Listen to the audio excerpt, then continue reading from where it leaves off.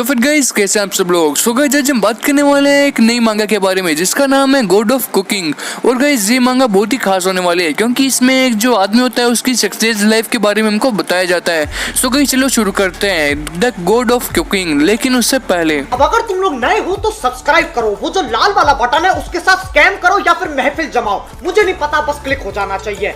Chapter के starting में हमको दिखाया जाता है बहुत ही जबरदस्त सुंदर शहर को जिसका नाम होता है न्यूयॉर्क, जहाँ पर एक बहुत ही जबरदस्त कुकिंग कंपटीशन चल रहा होता है। फिर ये जो कुकिंग कंपटीशन होता है ये पूरे न्यूयॉर्क का बहुत ही खतरनाक और बहुत ही बड़ा कंपटीशन होता है और ये उसका लास्ट मैच होता है। लास्ट मैच के अंदर दो बंदे आपस में लड़ते हैं जिसका नाम डोबी और चियाओ मिंजू होता है और उन लोगों के बीच ये आखिरी मैच होता है। और फिर जो आखिरी मैच होता है वो शुरू हो जाता है। लेकिन जो डोबी नाम का बंदा होता है वो सबसे बड़ा कुकिंग मैन होता है, वो पिछले साल के कुकिंग कंपटीशन में फर्स्ट विनर रहता है। उसके बाद सबसे पहले बारी आती है उस डोबी की जो अपनी डिश को जज के पास लेकर जाता है। फिर जो डोबी डिश बनाता है वो हमें दिखाई जाती है जो कि देखने में बहुत ही स्वादिष्ट होती है और सबसे खतरनाक डिश होती है। उसके बाद ये डिश देखकर जज लोगों के मुंह में पानी आ जाता है। फिर जज लोग बोलते हैं कि अरे वाह बहुत ही जबरदस्त, बहुत ही इंप्रेसिव, मुझे बहुत ही इंप्रेस कर रही है इसकी डिश। उसके बाद जो जज लोग होते हैं वो बोलते हैं कि टाइम बहुत ही कम है और तुम जल्दी आ जाओ। उसके बाद जो चौमिन जो होता है वो बोलता है कि चलो कोई बात नहीं, अब मैं अपनी डिश निकालता हूँ। जब वो अपनी डिश निकालता है तो बोलता है कि अरे बाप रे ये तो बहुत ही ज्यादा भारी है, मैं इसको उधर कैसे रखूं। फिर वो बंदा बोलता है कि ये मैंने जो डिश बनाई है इसको फ्रिज में डालना बहुत ही जरूर है, लेकिन मैं इसको फ्रिज में डाल भी नहीं पा रहा, ये बहुत ही ज्यादा भारी है, मैं इसको फ्रिज में कैसे डालूं, मैं इतना जोर लगा रहा हूँ फिर भी ये फ्रिज में नहीं जा रही। फिर फाइनली जो डिश होती है वो फ्रिज के अंदर चली जाती है, लेकिन उसको रखने के चक्कर में वो बंदा खुद ही फ्रिज के अंदर चला जाता है और जब वो गलती से अंदर चला जाता है तो फ्रिज के जो डोर होते हैं वो क्लोज हो जाते हैं। फिर वो बंदा जोर जोर से फ्रिज को खटखटाता है और बोलता है कि मुझे बाहर निकालो, मैं गलती से अंदर चला गया हूँ, मुझे बाहर जाने दो। फिर ये सब सीन देखकर जजेस बहुत ही बुरी तरह हंसने लग जाते हैं और उसके बाद एक आदमी बोलता है कि ये सब सीन देखकर ही मुझे हंसी आ जाती है और मैं अपनी हंसी को रोक नहीं पाता। उसके बाद वो जो बंदा डिशेज बनाता है वो सब जजेस को दी जाती है टेस्टिंग करने के लिए। उसके बाद एक लड़का उस जजेस को बोलता है कि अरे वाह इसका टेस्ट तो बहुत ही लाजवाब है, ओ माय गॉड, मन तो करता है पूरा खा जाऊं। उसके बाद जो लड़की बोलती है वो बोलती है कि अरे हाँ इसका टेस्ट तो एकदम वैसा ही है जब पिछले साल कुकिंग कंपटीशन हुआ था उसमें, उससे भी बढ़िया इसका टेस्ट है। फिर वो बंदा सोचने लग जाता है कि क्या पता जजेस मुझे जिताएंगे या मुझे हरा देंगे, मुझे पता नहीं है, बस मैं यही उम्मीद करता हूँ कि मैं जीत जाऊँ। उसके बाद उसके ओपोनेंट की बारी आ जाती है, फिर वो बोलता है कि चलो ठीक है मैं अपनी डिश अब जजेस को देता हूँ।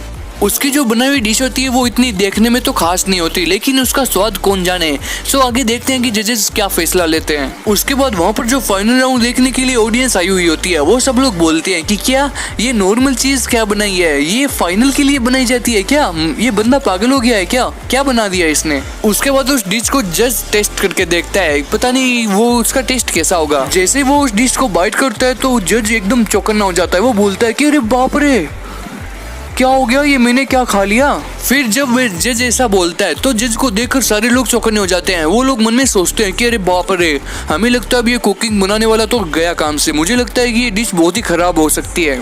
फिर जो मेन जज होता है वो टेस्ट करने के बाद पीछे छोटे जो जज होते हैं वो सारे के सारे वो उस डिश को टेस्ट करते हैं। उसके बाद देखिए उनका क्या रिएक्शन रहता है। सबका रिएक्शन एकदम ऐसा ही रहता है जैसा उस जज का रहता है। वो सब लोग बोलते हैं कि अरे बाप रे क्या ही डिश है। वो जितने भी लोग जज होते हैं वो सब लोग उसको खाकर बोलते हैं कि देखने में तो एकदम घटिया लग रहा है लेकिन इसका टेस्ट इतना लाजवाब कैसे हो गया। उसके बाद वो जज लोग बोलते हैं कि अरे बाप रे इसमें क्या ही मतलब छोटे छोटे दानों की तरह इतना जबरदस्त टेस्ट डाला गया है जिसका हम अंदाजा भी नहीं लगा सकते। इसके अंदर सोया सॉस, चिली सॉस और टोमेटो सॉस इतना जबरदस्त तरीके से डाला हुआ है कि हम देखने में तो ऐसा लगता है कि एकदम घटिया ही है। उसके बाद जो बहुत बड़ी जज होती है वो बोलती है कि अरे बाप रे इसका टेस्ट तो बहुत ही लाजवाब है, देखने में तो एकदम सामान्य सा लग रहा था लेकिन इसका टेस्ट जो है वो लाजवाब है, इसको खाकर मैं मतलब खुशी हो गई बहुत बुरी तरह। फिर वो बोलती है कि अरे वाह मुझे लगता है कि तुमने इसका कॉम्बिनेशन बहुत सही बिठाया है।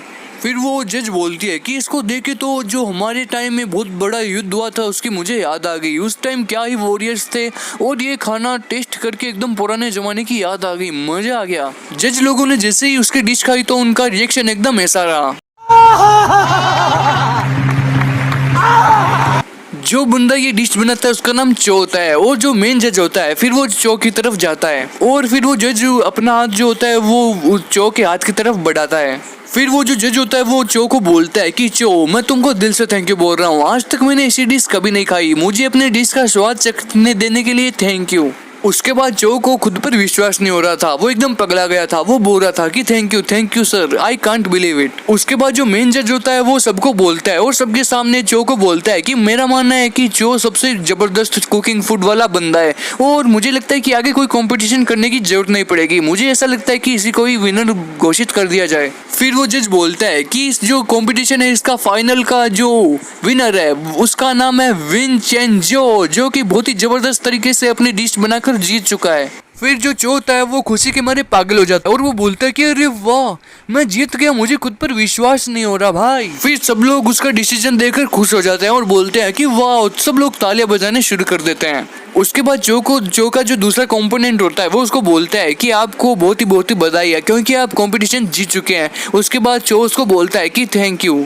उसके बाद हमें सीन दिखाया जाता है बहुत ही जबरदस्त ट्रॉफी का जो जीतने के बाद कुकिंग फूड वाले बंदे को दिए जाते हैं। उसके बाद मिनचेंजो जो बंदा होता है वो जो उस ट्रॉफी को अपने कंधे पर रखकर बहुत ही बुरी तरह खुश हो जाता है और चारों ओर सबको दिखाता है कि देखो मैं जीत चुका हूँ, लाइफ में पहली बार मैंने सफलता हासिल कर ली है। उसके बाद वहाँ पर न्यूज रिपोर्टर वाले आ जाते हैं और बोलते हैं कि चो आप ये कॉम्पिटिशन जीत गए हैं और ये एशिया का सबसे बड़ा कॉम्पिटिशन है, आपको जीत कर कैसा महसूस हो रहा है। फिर वो बोलता है कि जब मैं बोला करता था कि मैं कुक बनना चाहता हूँ तो सब लोग मेरा मजाक उड़ाते थे और बोलते थे कि अभी तुम्हारी उम्र नहीं है कुक बनने की और तुम क्या बनोगे, क्या टाइम पास कर रहे हो, तुम पागलों जैसी बात मत करो। वो सब लोग एकदम ऐसी बातें मुझे कहा करते थे। फिर जो बोलता है कि अब मुझे लग रहा है कि वो सब लोग गलत बोलते थे क्योंकि अब मेरे हाथ में पेरिस चैंपियनशिप की ट्रॉफी है जो कि मैं देखकर बहुत ही ज्यादा खुश हो रहा हूँ, मैं फूला नहीं समा रहा। फिर वो जज बोलता है कि जो ने इतनी जबरदस्त डिश बनाई है सब लोग एक बार जो के लिए जबरदस्त तरीके से तालियां बजा दो। उसके बाद सारे लोग तालियां बजानी शुरू कर देते हैं और चो की तारीफ पर तारीफ होनी शुरू हो जाती है।